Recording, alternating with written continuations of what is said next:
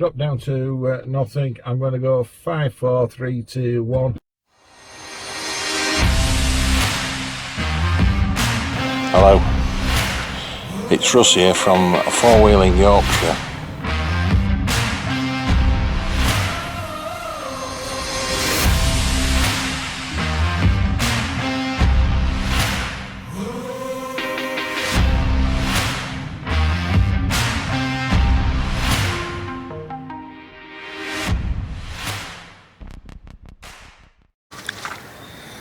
Hi, it's Russ from Adventures.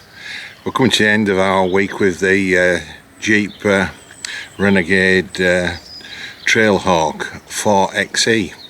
The 4xe stands for hybrid, and at the beginning of the week I was a bit of a Neanderthal man, more than normal, when it comes to electric and hybrid vehicles. In fact, I'd never driven one, being a bit of a diesel head, not a petrol head.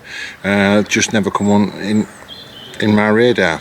So when Jeep said they were going to send me this vehicle, I was really interested to see what it's going to be like, and you know what the future is going to be when it comes to hybrid and electric vehicles. I was very keen to see how they went, how it goes, how it performs. I don't need selling on the Renegade Trailhawk in itself, because I used to use a diesel Trailhawk that had been built by Storm Jeeps, and I'd done 3 weeks in the Balkans, off-roading in Slovenia, Croatia, Serbia, Bosnia, Montenegro, and into Italy and back again, and it was fantastic. I've also done 2 treks to the Pyrenees. One of them was camping, and that was from one end of the Pyrenees to the other. Now that in itself was interesting, because I had a ground tent, and it was in the vehicle, and I had plenty of room. I had more room than the other 2 in Defender 90s. So you don't need to sell the Renegade to me. I've always thought it was fabulous. What I didn't know was what it was going to be like as a hybrid.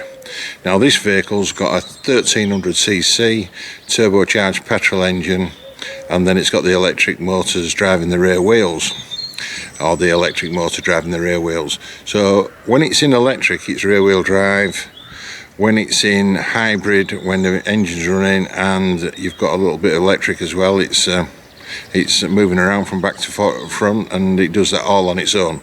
It can be a little bit jerky sometimes when it jumps in and out of electric and petrol. Obviously it's at its smoothest when it's driving electric. Now electric on a good day is 30 miles. Now, you know, is that enough? Well, clearly it's not, but it is if you're just commuting to and from a job in the next town, or you're living in the centre of London and it's an emission zone, and you just run around in electric all day. You know, it's absolutely ironic, really, that this vehicle is perfect for a city centre. It's compact, carries 5 people. It's automatic, got all the toys in it, all the infotainment in this vehicle is like something out of Star Trek. You know, it is fabulous. You know, the information that you get from this vehicle is one of the best I've ever seen. So when it comes down to it, all these things are pretty good, and I'm just going to see what I've done with it. I've just got some petrol in it after a week's worth of driving. So how much petrol have we used?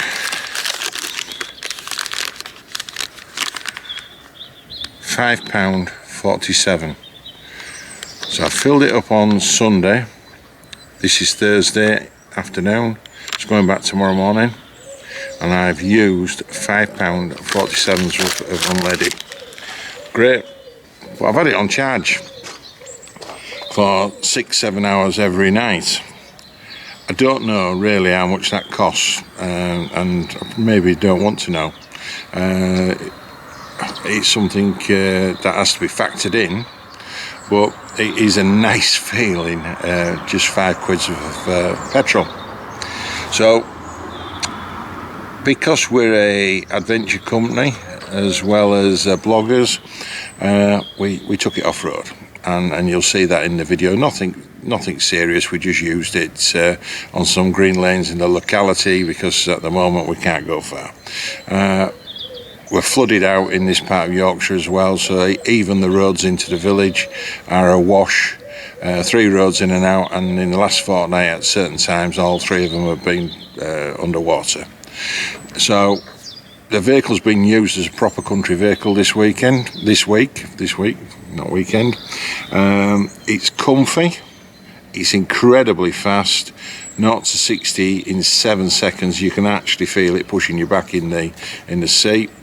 I've had 2 other Renegade owners look at the vehicle and test drive the vehicle.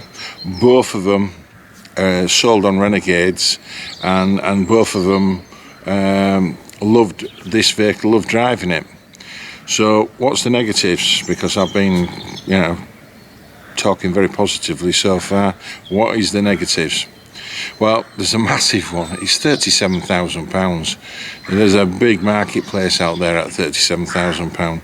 So you've got to really want this car. It's got to tick all the boxes for where you live and the usage you're going to give it. So whether you're going to pay £37,000 for it, I don't know. There is a way around it, I think, and I'm going to look at this later today, and I would think it's probably a wiser vehicle to buy on a lease or a personal contract plan, where you are not paying £37,000 for it. You hand it back in 2-3 years' time with a balloon on the end of it that you never pay. That may be the way to look upon this vehicle. Any other negatives? Well, 4-wheel drive vehicle, it doesn't have a spare wheel. That's a pretty big negative for me. Just a tin of glue. I'm sure that's probably, if you're going to run it in London, it'd be fine, but for me, a country boy and somebody who actually does use a 4x4, that isn't good enough in my opinion. Very, very limited rear wiper.